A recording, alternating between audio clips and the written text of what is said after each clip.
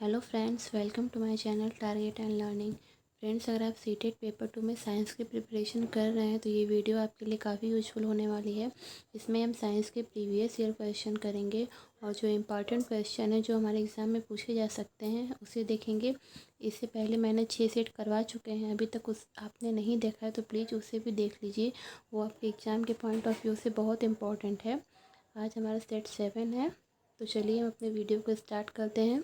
अगर आपको मेरी वीडियो अच्छी लगे तो प्लीज़ मेरे चैनल को लाइक, शेयर एंड सब्सक्राइब ज़रूर कर दीजिएगा। हमारा फर्स्ट क्वेश्चन है, read the following statement and choose the correct option. Assertion है, electric current is a vector quantity. Reason है, electric current is a quantity having magnitude as well as direction. हमारा option A है, A is true but R is false. Second option है, A is false but R is true. Third option है, both A and R true and R is correct explanation of A. D है none. तो हमारा right answer होगा option B, A is false but R is true. A में यानी assertion में दिया गया है कि जो इलेक्ट्रिक करंट है वो वेक्टर क्वांटिटी है, जबकि ये गलत है। हमारा जो इलेक्ट्रिक करंट होता है वो एक स्केलर क्वांटिटी होता है। स्केलर क्वांटिटी होने के बावजूद भी इसके पास मैग्नीट्यूड और डायरेक्शन होता है। हमारा क्वेश्चन नंबर 2 है, choose the correct option. A है यानी assertion, a switch is a source of electric current in a circuit. Reason है, when switch is open the gap between the terminal prevent the flow of current. Option A है, A and R both are correct but reason is not correct. Explanation of assertion. B है, A is incorrect but reason is correct. Option C है, A and R both correct. D है none. तो हमारा right answer हो जाएगा option B, A is incorrect but reason is correct. A में दिया यानी असर्शन हमें दिया है, a switch is a source of electric current in a circuit. हमारा स्विच नहीं होता है बल्कि हमारे सेल या तो बैटरी, ये दोनों सोर्स होते हैं हमारे इलेक्ट्रिक करंट के सर्किट में। इसलिए ये ऑप्शन हमारा गलत होगा। और रीजन सही दिया है। रीजन में दिया है कि when switch is open the gap between the terminal prevent the flow of current, यानी कि अगर स्विच ओपन रहेगा तो करंट फ्लो नहीं करेगा। तो हमारा ऑप्शन बी सही होगा।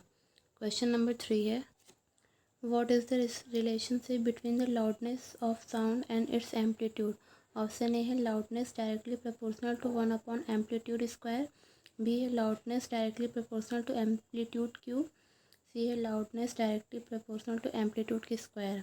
डी है नन। तो इसका राइट ऑप्शन हो जाएगा loudness directly proportional to amplitude का स्क्वायर, यानी जो हमारा loudness होता है वो amplitude के स्क्वायर के प्रोपोर्शनल होता है। क्वेश्चन नंबर 4 है, a block of wood is lying at rest on a table, which of the following force are acting on it. Option है, only gravitational force. Second option है, gravitational force and normal force. Third option है, gravitational force, normal force and sliding friction. Fourth option है, no force. तो हमारा right option हो जाएगा option second, यानी gravitational force and normal force. इस question में कहा गया कि जैसे एक टेबल पर अगर हम कोई लकड़ी का ब्लॉक रेस्ट में रखते हैं तो इस पर कौन से फोर्स लगेंगे। अगर ये रेस्ट में है तो इस पर केवल एक नीचे की तरफ ग्रेविटेशनल फोर्स लगेगा और ऊपर की तरफ नॉर्मल फोर्स लगेगा, इसलिए हमारा ये सेकंड ऑप्शन राइट होगा। क्वेश्चन नंबर 5 है, विच of the following is the most electronegative element in a periodic table. तो ऑप्शन ए है नाइट्रोजन, बी है क्लोरीन, सी है फ्लोरीन, डी है ऑक्सीजन। तो हमारा राइट ऑप्शन हो जाएगा ऑप्शन सी, फ्लोरीन। फ्लोरीन जो होता है वो हमारे पीरियोडिक टेबल का सबसे इलेक्ट्रोनेगेटिव एलिमेंट होता है। क्वेश्चन नंबर 6 है, nuclear fusion is caused by the impact of. Option A है प्रोटॉन, सी है न्यूट्रॉन, बी है इलेक्ट्रॉन, डी है ए एंड बी। तो इसका राइट ऑप्शन हो जाएगा ऑप्शन सी, न्यूट्रॉन। न्यूट्रॉन के इम्पैक्ट के द्वारा न्यूक्लियर फ्यूजन होता है। क्वेश्चन नंबर 7 है, the temperature point at which solid, liquid and gaseous state में be stay together is known as. Option A है बॉइलिंग पॉइंट, बी है मेल्टिंग पॉइंट, सी है फ्रीजिंग पॉइंट, 4 है ट्रिपल पॉइंट। तो इसका राइट ऑप्शन हो जाएगा ऑप्शन 4, ट्रिपल पॉइंट। यानी ट्रिपल पॉइंट एक ऐसा पॉइंट होता है जहाँ वाटर अपने तीनों स्टेट में रहता है, यानी सॉलिड, लिक्विड और गैस। हमारा क्वेश्चन नंबर 8 है, an object float in a liquid with half of its volume submerged in the liquid. What is buoyant force acting on the object? Option A है 0, second है less than its weight, third है more than its weight, four है equal to its weight. तो option हमारा right हो जाएगा equal to its wait. यानी अगर ऑब्जेक्ट का वेट और जो बायोंट फोर्स है अगर वो इक्वल है तो जो हमारी ऑब्जेक्ट रहेगा वो पानी में आधा मतलब आधा डूब के वो तैरता रहेगा, पूरी तरीके से डूबेगा नहीं। अगर बायोंट फोर्स अगर ज़्यादा हो जाएगा ऑब्जेक्ट के वेट से तो जो ऑब्जेक्ट रहेगा वो तैरेगा, लेकिन अगर ऑब्जेक्ट का वेट ज़्यादा हो जाएगा बायोंट फोर्स से तो ऑब्जेक्ट डूब जाएगा।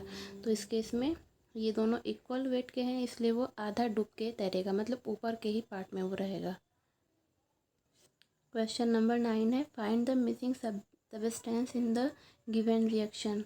SO2 यानी sulphur dioxide plus going to H2SO3 sulphurous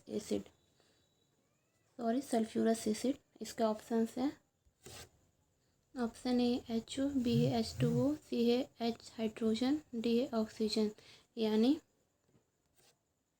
जब H2O में हम सल्फर डाइऑक्साइड यानी SO2 को डालते हैं तो हमारा H2SO3 का फॉर्मेशन होता है। तो इसका राइट ऑप्शन हो जाएगा H2O। क्वेश्चन नंबर 10 है for rusting the presence of both essential, यानी रस्टिंग यानी जंग लगने के लिए क्या क्या ज़रूरी होते हैं। ऑप्शन है ऑक्सीजन एंड वाटर, बी है नाइट्रोजन एंड वाटर, सी है हाइड्रोजन एंड वाटर, डी है ऑक्सीजन एंड नाइट्रोजन। तो इसका राइट ऑप्शन हो जाएगा ए ऑक्सीजन एंड वाटर। यानी रस्टिंग के लिए ऑक्सीजन एंड वाटर इसेंशियल होते हैं। हमारा क्वेश्चन नंबर 11 है according to law heat produced by an electric current is directly proportional to resistance of the conductor, the square of the current and the time for which its flow।